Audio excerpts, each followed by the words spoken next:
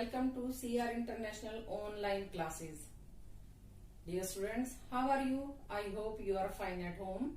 Students, today we have taken Social Science of class 6th, chapter number 3. The name of the chapter is Motions of the Earth. Motions of the Earth means पृथ्वी की गतियां. Motions means गति, means पृथ्वी का घूमना.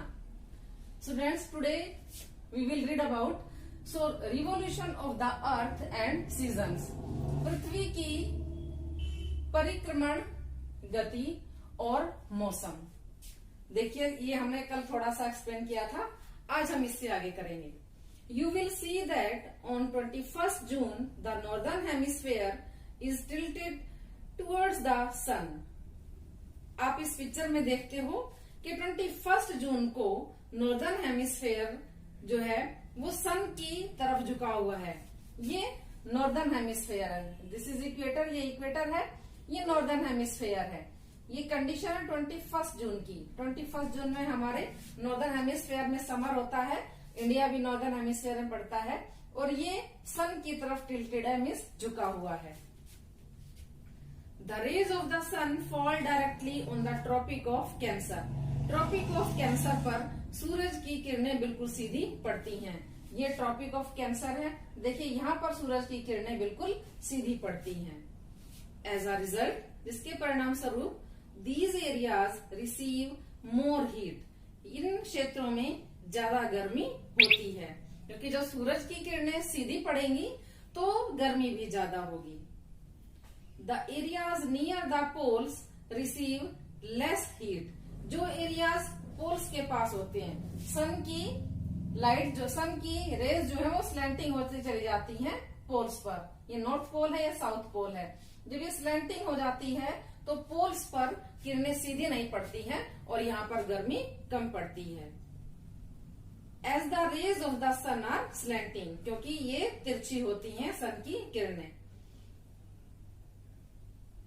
The North Pole is inclined towards the sun and the places beyond the Arctic Circle experience continuous daylight for about 6 months.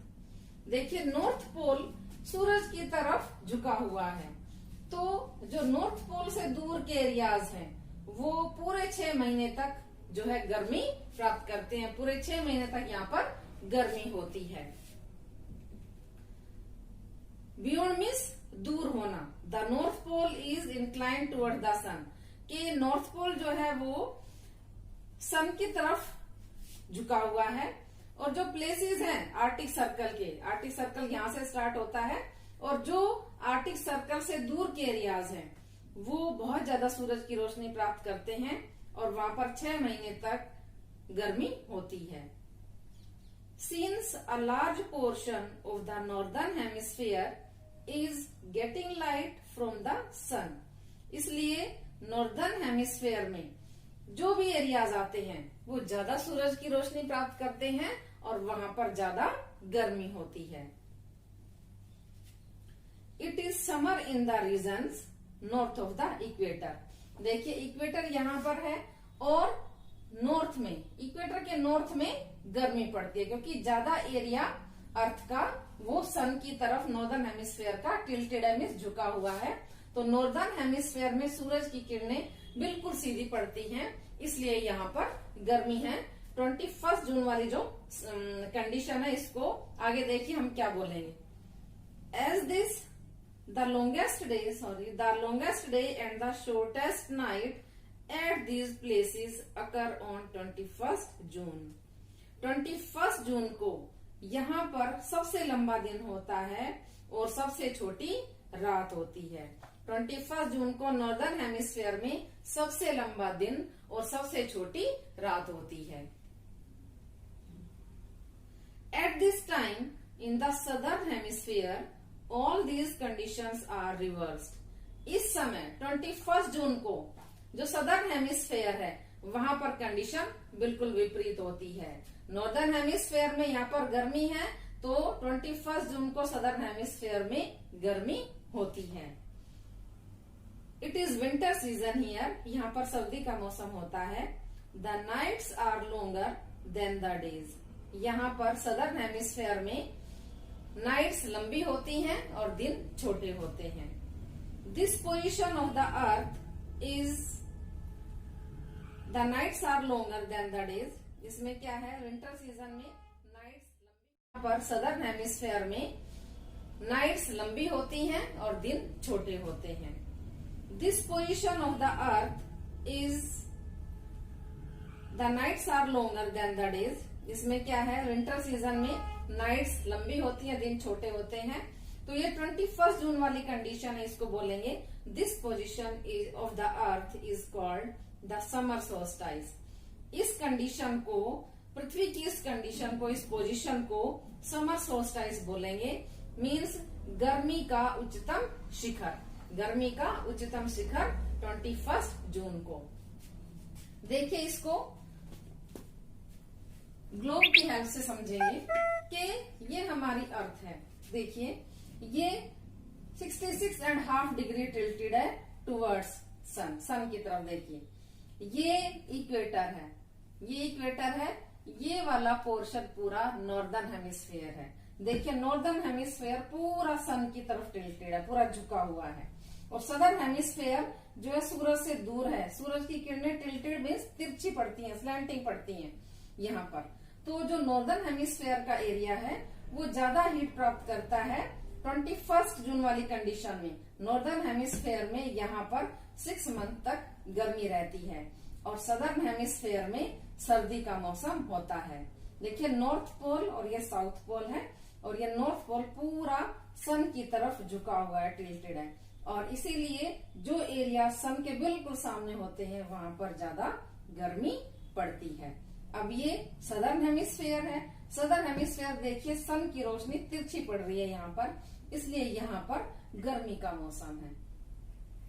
21 जून को northern hemisphere में गर्मी और 21 जून को southern hemisphere में सर्दी का मौसम होता है। बिल्कुल तिरछी होती, बिल्कुल विपरीत कंडीशन होती है। Next point is on 22nd December, the Tropic of Capricorn receives direct rays of the sun as the South Pole tilts towards it. On 22nd December, 22nd दिसंबर की कंडीशन देखिए। अब हमारी अर्थ की पोजीशन वही है, यहाँ पर भी ऐसे ही है टिल्टेड, इधर भी ऐसे टिल्टेड है, इस पोजीशन पर भी टिल्टेड है और इस पोजीशन पर भी इसी तरह है। तो अब यहाँ पर जो नॉर्दर्न हेमिस्फीयर है वो सन से दूर चला गया है। अब यहाँ पर ट्रॉपिक ऑफ कैंसर है। ट्रॉपिक ऑफ कैंसर पर नॉर्दर्न हेमिस्फीयर में 21 जून को गर्मी पड़ती थी। अब ये ट्रॉपिक ऑफ कैंसर दूर चला गया, ट्रॉपिक ऑफ कैप्रिकॉर्न जो साउथ में है वो नजदीक आ गया सन की। अब सन यहाँ पर डायरेक्टली जो है वो सन की किरणें यहाँ पर चमकती हैं, इससे ट्रॉपिक ऑफ कैप्रिकॉर्न पर मकर रेखा पर सूरज की किरणें सीधी होने के कारण यहाँ पर गर्मी होती है। और नॉर्दर्न हेमिस्फीयर दूर चला गया 22 दिसंबर को, इसलिए यहाँ पर ठंड होती है। हमारा इंडिया भी नॉर्दर्न हेमिस्फीयर में है, इसलिए 22 दिसंबर को यहाँ पर सर्दी होती है। As the sun rays fall vertically at the Tropic of Capricorn, बिल्कुल लंबवत वो रूप में बिल्कुल सीधी पड़ती है ट्रॉपिक ऑफ कैप्रिकॉर्न पर सूरज की किरणें, इसलिए यहाँ पर गर्मी का मौसम होता है। नॉर्दर्न हेमिस्फीयर दूर चला गया तो winter in northern hemisphere on 22 दिसंबर। 22 दिसंबर को नॉर्दर्न हेमिस्फीयर में सर्दी होती है और सदर्न हेमिस्फीयर में समर इन सदर्न हेमिस्फीयर यहाँ पर गर्मी होती है। और जब नॉर्दर्न हेमिस्फीयर में सर्दी होती है तो इसको 22 दिसंबर ही विंटर सोल्स्टिस बोलते हैं। इसको हम आगे देखते हैं। A large portion of the southern hemisphere gets light. Southern hemisphere का बहुत बड़ा भाग सूरज से रोशनी प्राप्त करता है। Therefore it is summer in the southern hemisphere, इसलिए सदर्न हेमिस्फीयर में गर्मी होती है। With longer days, लंबे दिन होते हैं, एंड शॉर्टर नाइट्स, और रातें छोटी होती हैं। देखिए अर्थ की कंडीशन इससे देखिए कि वही हमारी अर्थ की स्थिति है कि वो 66.5 डिग्री झुकी हुई है। अब देखिए नॉर्दर्न हेमिस्फेयर दूर चला गया है, ये है इक्वेटर और यहां पर पड़ती है ये ट्रॉपिक ऑफ कैप्रिकॉर्न। जो ट्रॉपिक ऑफ कैप्रिकॉर्न यहाँ का एरिया है, यहाँ पर सूरज की किरणें देखिए सदर्न हेमिस्फेयर में बिल्कुल सीधी पड़ती हैं। जब सदर्न हेमिस्फेयर 22 दिसंबर की कंडीशन में जो है सन के सामने होता है, तो यहाँ पर क्या है, गर्मी होगी और नॉर्दर्न हेमिस्फेयर में सर्दी होगी।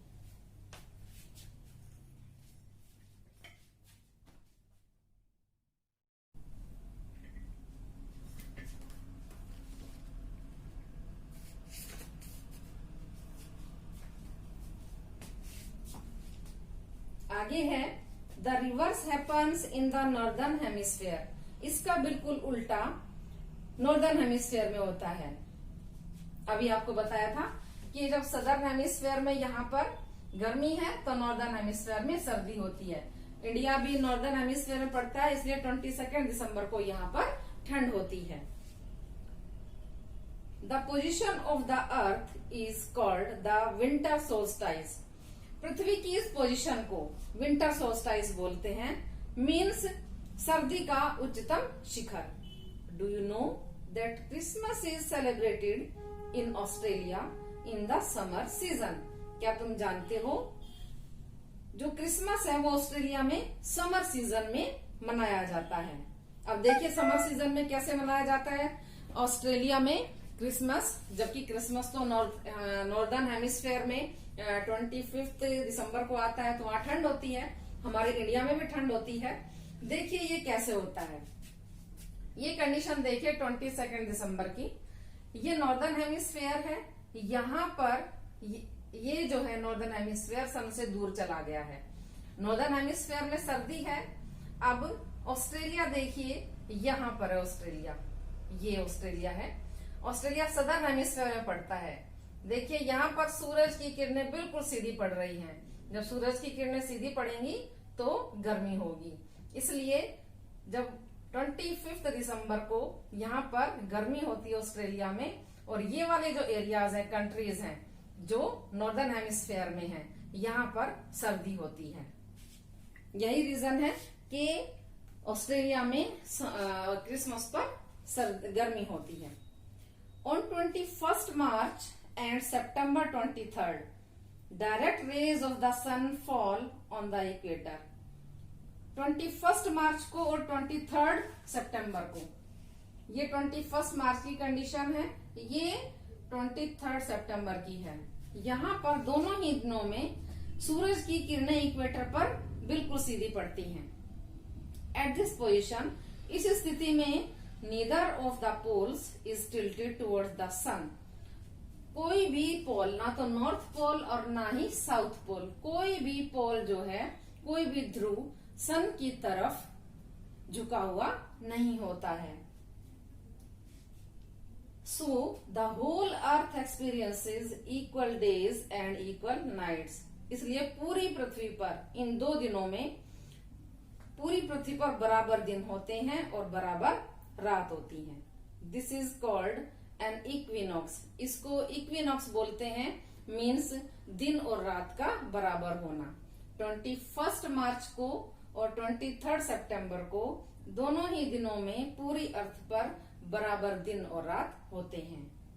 On 23 September it is autumn season in the northern hemisphere. देखिए 23 सितंबर की कंडीशन देखिए, 23 सितंबर को ये नॉर्दर्न हेमिस्फेयर है, यहाँ पर ऑटम का सीजन होता है, मीन्स जब सर्दी शुरू होने वाली होती है और गर्मी खत्म होती है, तो ये ऑटम सीजन होता है, ना ज्यादा गर्मी और ना ज्यादा सर्दी। And spring season in the southern hemisphere, और सदर्न हेमिस्फेयर में बसंत ऋतु होती है, बड़ा ही सुहावना मौसम होता है 23 सितंबर को सदर्न हेमिस्फेयर में। The opposite is the case on 21 मार्च। ये बिल्कुल अपोजिट केस है 21 मार्च को, when it is spring in the northern hemisphere, जब नॉर्दर्न हेमिस्फेयर में बसंत ऋतु होती है and autumn in the southern hemisphere, और सदर्न हेमिस्फेयर में ना तो ज्यादा सर्दी होती है और ना ही ज्यादा गर्मी होती है। देखिए इक्विनॉक्स की कंडीशन ये है कि यहाँ पर इक्वेटर बिल्कुल सन के सामने होती है। जब इक्वेटर सन के सामने होती है तो ना तो नॉर्थ पोल सन के बिल्कुल झुका हुआ होता है और ना ही साउथ पोल झुका हुआ होता है। तो इक्वेटर जो है सामने पड़ती है तो पूरी अर्थ पर दिन और रात बराबर होते हैं। लेकिन ये कंडीशन है कि जब 23 सितंबर को नॉर्दर्न हेमिस्फेयर में ऑटम होता है तो 21 मार्च को नॉर्दर्न हेमिस्फेयर में स्प्रिंग सीजन होता है, बसंत ऋतु होती है। और जब 23 सितंबर को सदर्न हेमिस्फेयर में स्प्रिंग सीजन होता है, तब 21 मार्च को सदर्न हेमिस्फेयर में ऑटम की सीजन होता है। ना तो बहुत ज्यादा गर्मी और ना ही बहुत ज्यादा सर्दी होती है। जब सर्दियां आने वाली होती है और गर्मी खत्म होने वाली होती है, ये वाला ऑटम का सीजन कहलाता है।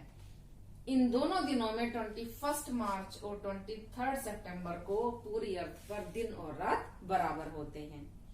दस इस प्रकार यू फाइंड दैट, आप जानोगे कि आप देखोगे कि there are days and nights and changes in the seasons, कि जो दिन और रात जो बनते हैं वो किस वजह से बनते हैं, and the changes in the seasons, और जो सीजन्स में परिवर्तन होता है, ऋतुओं में परिवर्तन होता है, वो क्यों होता है।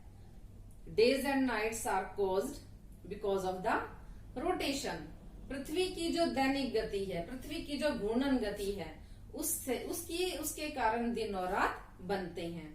And revolution of the earth respectively, और जो ऋतु परिवर्तन होते हैं वो पृथ्वी की परिक्रमण गति के द्वारा होते हैं, जो कि कभी पृथ्वी लगातार जो है परिक्रमा कर रही है सूरज का, तब कभी गर्मी होती है, कभी सर्दी होती है, कभी स्प्रिंग सीजन है, कभी ऑटम सीजन है। एक बार समाप्त करते हैं हम इस चैप्टर को। देखिए कि ये हमारी अर्थ है जो कि 66.5 डिग्री झुकी हुई है।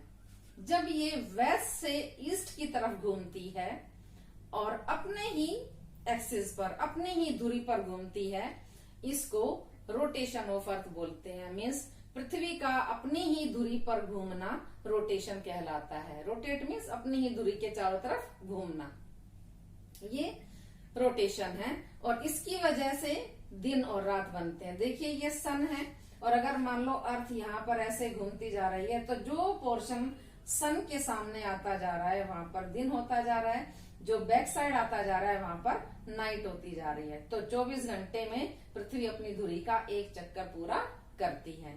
अब देखिए ये सन है और ये अर्थ अपनी ही एक्स पर घूम भी रही है और साथ में सन का भी चक्कर लगा रही है, सन को भी रिवॉल्व कर रही है।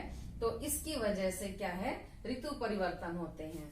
देखिए जब ये वाली कंडीशन है तो नॉर्थ पोल सन के बिल्कुल टिल्टेड होता है, झुका हुआ होता है, तो यहाँ पर गर्मी होती है। जब ये कंडीशन आती है 23 सितंबर की, तो देखिए ये यहाँ पर जो इक्वेटर है वो बिल्कुल सन के सामने होती है और 22 दिसंबर को नॉर्दर्न हेमिस्फेयर सन से दूर चला जाता है और सदर्न हेमिस्फेयर सन के सामने आ जाता है। तो जब सदर्न हेमिस्फेयर सन के सामने है तो यहाँ पर गर्मी होती है और नॉर्दर्न हेमिस्फेयर में सर्दी की ऋतु होती है। इस तरह से 21 मार्च को फिर वो कंडीशन आती है कि इक्वेटर जो है वो बिल्कुल सन के सामने होती है और कोई भी पोल सन